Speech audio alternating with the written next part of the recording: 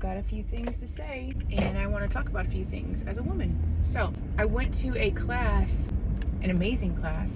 It was a FemFlow class, and I was really nervous because to be able to tap into my female energy just seems so uncomfortable. And how could you be so authentic and actually have that flow class and be okay in your own skin? And I was like, why is this so hard?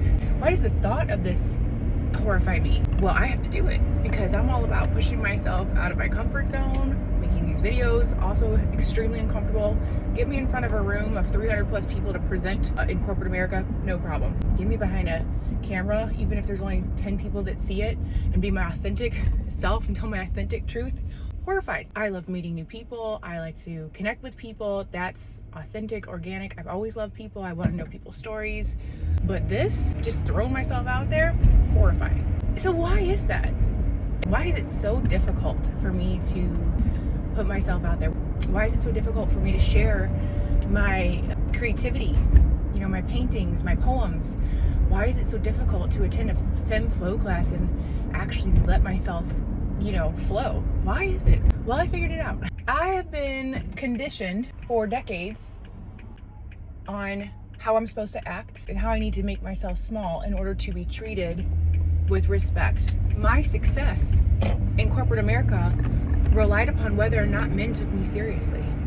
On top of that, you learn, don't be too sexy. You have to be on guard when there are males because there's always an angle. I've had business meetings where I would meet new clients and really want to help them, grow their business.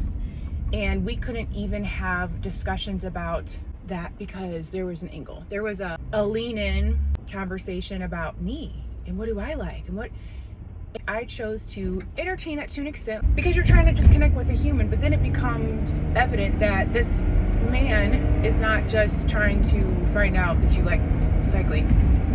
He's trying to learn more about you so that he can essentially woo you or court you, whatever you want to say. And so you now just wasted all your time. This business meeting that was intended to be part of your job was a waste of time. And not only that, you're offended because you're more than an attractive woman. You're trying to help this person. I can't even count how many hours of time and meetings were wasted. I'm talking about men that I've never met before and having the first meeting with them. You don't know me. So you add that experience in with decades of needing to act a certain way in order to be taken serious and in order to be effective and successful. My reputation drove my success. So you learn how to be small, you learn how to mute yourself. So now I'm trying to make these videos and I'm like, why is this so damn hard? Why am I so scared to be on camera and just talk about me? I can get in front of friends. I can get in front of even just people I just met. Like there were some wonderful women I met at this class. We were just talking. It's so easy. I'm not pretending to be somebody else, but to just throw myself out like this. I don't know who's watching this. I'm not seeing body language, eye contact. I'm not able to assess threat level right now. I have been conditioned to be hypervigilant. When I was younger, when I was a kid actually, walking home from school, someone tried to abduct me. Fast forward in my 20s, I was followed home. Not once, but twice. And one of the times when I did have the police come out, because I was just doing circles around different areas trying to not let them follow me home. The police were able to track down this person, went to his home, like, why were you following her? And he had been drinking and he said, because she was hot. Okay. And then these are the messages. And then you have the Epstein files, everything else. It's hard to be like, okay, not all men are predators. And there are female predators too. Look, the trafficking's a thing. I tell women all the time, do not accept drinks or shots from anybody. I don't care if it's a woman, I don't care if it's a man. If you don't know them, don't ever leave your drink. I don't care if it's water, never. So I have all these messages. So it creates this hypervigilance. You're constantly having to assess threat level. Can I walk to my car? What do I need to be paying attention to? So getting back to one of the things I wanted to share, I was in this FemFlow class and there was this part And I haven't told the instructor yet, so if she sees this, will be the first time. But there was a section of the class, which I love the class so much for so many reasons. And we blasted some really empowering music, and we all would like scream. That was the thing. It's like, hey, just let it out, scream. And I started to. I was like, yes, this is so empowering. I'm gonna scream. And all of a sudden, I was like overwhelmed. This rise of emotion. I was about to break down. I chose to stop myself because I didn't want to show that level of rawness, and also I wasn't prepared or comfortable enough to feel it.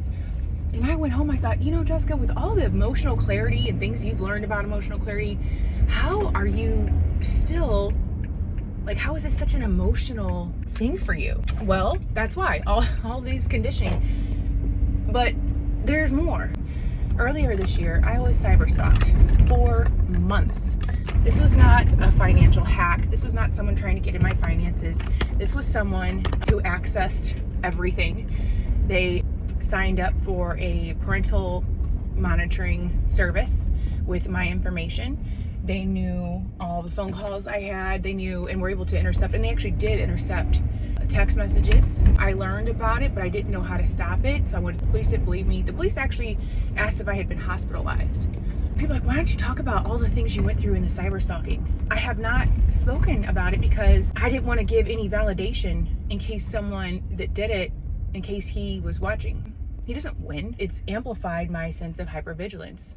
You know, I haven't really talked about this stuff, but I think it's important. These are things that I have learned as a result of feeling intense emotions about things and needing to find a way to regulate and be grounded. Just this past weekend, I went to a bar and it was very crowded. I was only there for less than 15 minutes, and two different men at two different times grabbed me.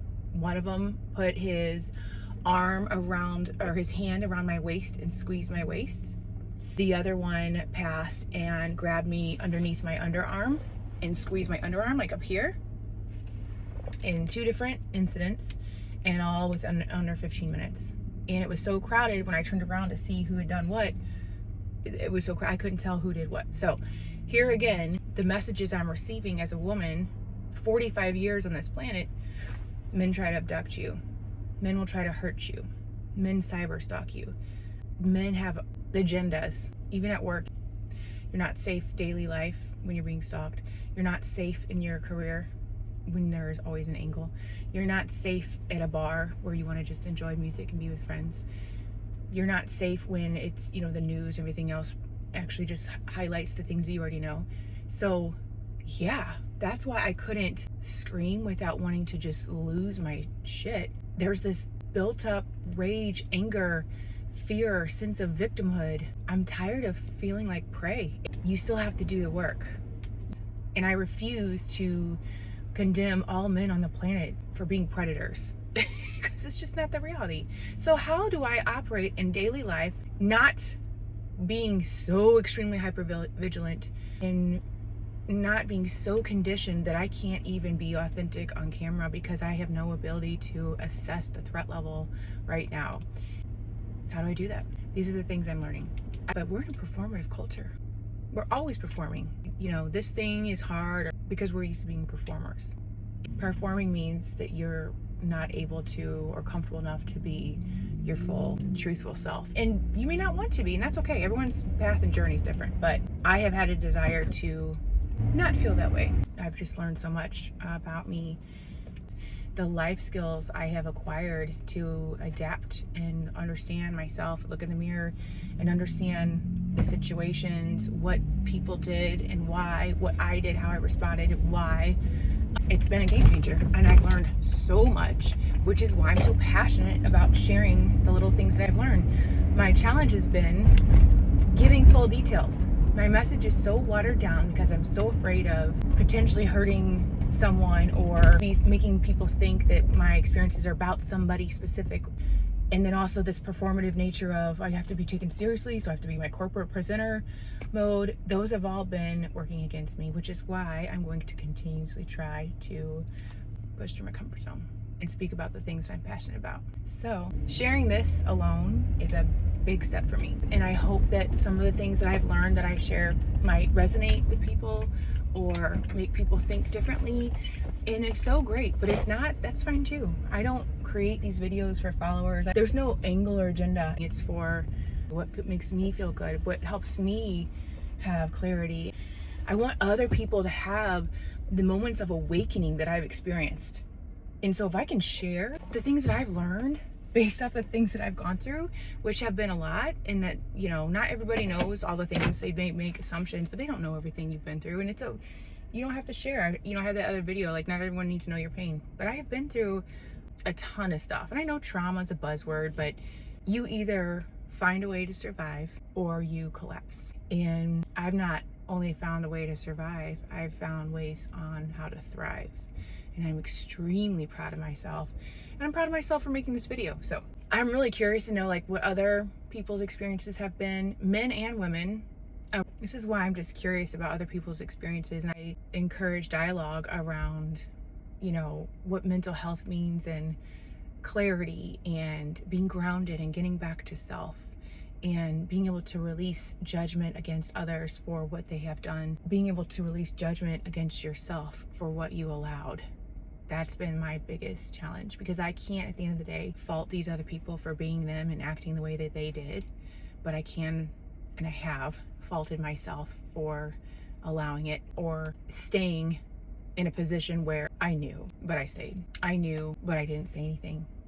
I saw, but I didn't speak up. I heard, I experienced, but I didn't do anything about it. If one of the men that grabbed me this past weekend is watching, which who knows, I just want to let you know that you're not special, because you weren't the only one that grabbed me. So you're not special. You're actually pathetic. That's your journey. That's your path, not mine. But I'm trying to tap into sharing my creative side with others, and just for the sake of wanting to be expressive, because to me that's very difficult. I have not shared my paintings. I've not shared my poetry. I write, I sing, I create, and only actually like 2 people, maybe 3, have even seen pieces of it, because I don't share it. Why? Because of all the reasons I listed. So 2026 is a year of growth for me, and I wish you all the same. Push yourself outside of your comfort zone. Tackle that fear, whatever it might be. Lean into it so that you can understand more about yourself and why you react, how you feel, why you feel that way. If we just continue to post positive memes and just be positive, you're gonna go numb. You're gonna repeat patterns. Why? Positivity can be toxic. Do you want to relive patterns, or do you want to grow? If we're not growing, what's the point? If we're reliving patterns, are you really reaching joy, happiness, and fulfillment? Are you really trying to get to a state of enlightenment? Maybe not. Maybe you're still asleep. Not for me to judge. But these are things that I encourage people to think about, because they've been game changers in a very positive way for me personally. I hope this little bit of me sharing a lot of myself brings some clarity to someone.